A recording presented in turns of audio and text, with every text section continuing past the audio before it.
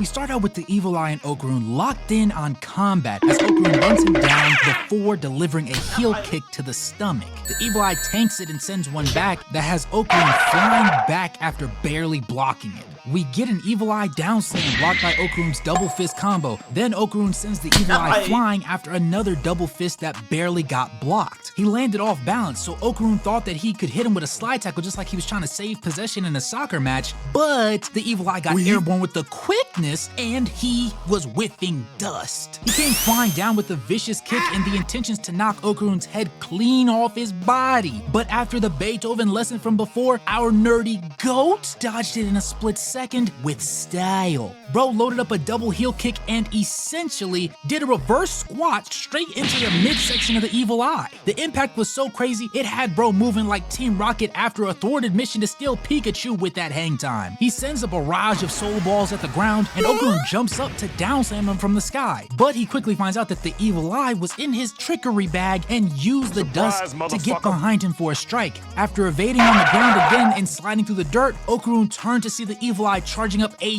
devious right hook aimed straight at his dome. He just barely pivots his body in time and manages to meet his fist with a kick, and they both go flying back after the impact. We see them stance up with dead eye contact and no desire to pull any punches. Then we get the camera view from the spectator angle of a courtside NBA seat as they trade blows and splashes of purple and red aura fill the air. The Evil Eye charges up a bevy of soul balls and sends them at Okaroon, who dodges and gets in close before dodging a left overhand punch. He then squats down like a football player whose coach told him as a lineman that the low man wins, and then he gave the Evil Eye the same treatment from their first encounter when he locked them into a house-like domain expansion. Bro put like 30 double fists dead in the Evil Eye's midsection, and all bro could do was sit there airborne with his mouth open and take it like a good boy. The last one sent the Evil Eye flying up, and he summoned a bunch of soul balls like he was about to drop a barrage on Okaroon again,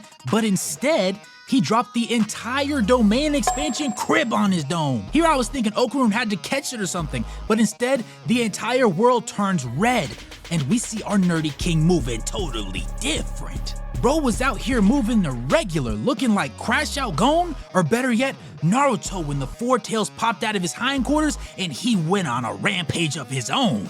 Bro hit the Evil Eye with a malicious double heel kick and dribbled him off the concrete. And on the way up, we see blood running down the Evil Eye's face. But do you think Okaroon in Super Saiyan Emo God form was going to stop here? Did you forget how he ripped Momo's clothes and double hand choked her last time he came out? Or how greasy he was talking to Okaroon about her when they first met in the Mongolian earthworm den? Or how the baddest granny in the land has to use cardboard and duct tape to keep out the wind at night because this evil deviant of a spirit was moving wicked? Nah, we need that get back, dare I say expeditiously, today like Amazon Prime shipping. And as if they were heeding our prayers, the animators gave us this insane visual of Okaroon getting ready to do the Evil Eye the worst way.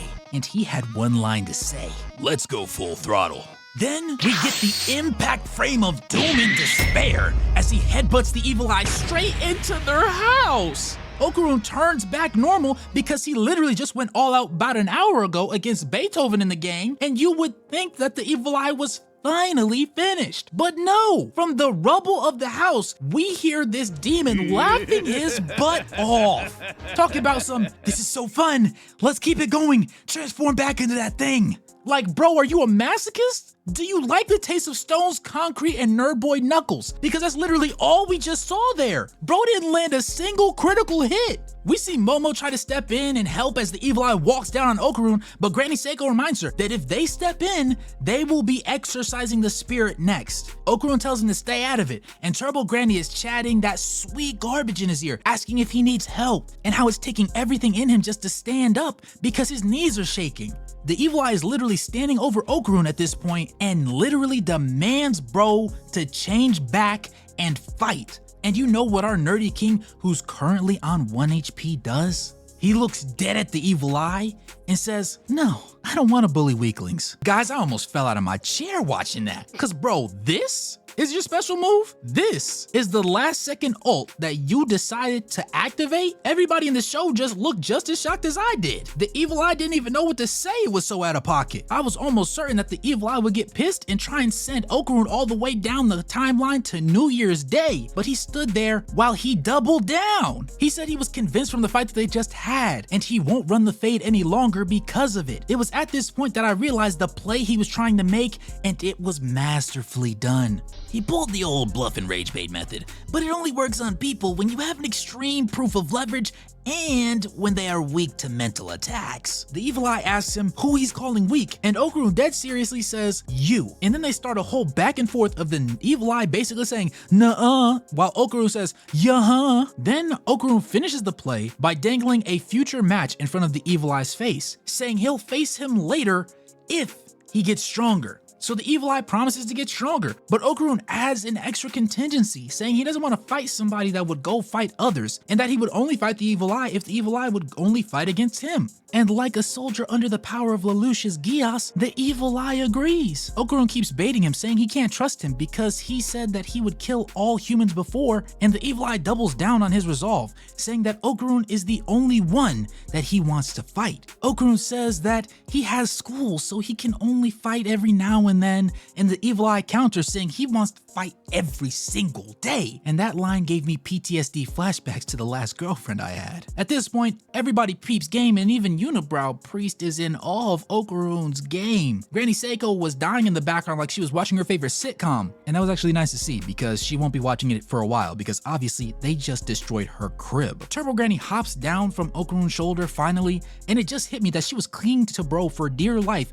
the whole fight with stuffed animal hands. She gives a light breakdown of the plan that Okarun and her cooked up to solve the problem, and in a flashback we see how Okarun realized that the evil eye just wanted to have fun, but the only fun it knew was offing people. So in his head, if he could beat the evil eye, then the evil eye would only want to fight Okaroon and everybody else would be safe. And maybe even one day they could really be friends. We return to the present moment and Okaroon is repeating the details of their deal, but just before agreeing, the evil eye takes off the only article of clothing he ever keeps on, in front of everybody, mind you. He tells Okaroon that they want to kill off all humans, so he needs him to hold on to the underwear until he butchers him. Okaroon agrees with no hesitation and grabs the center of the drawers where all the ball sweat and butt crack sweat were collecting and agrees to keep them stored somewhere safe in the meantime. The evil eye turns back to Gigi and Okaroon congratulates him for not having hurt anybody. But their tender moment was cut short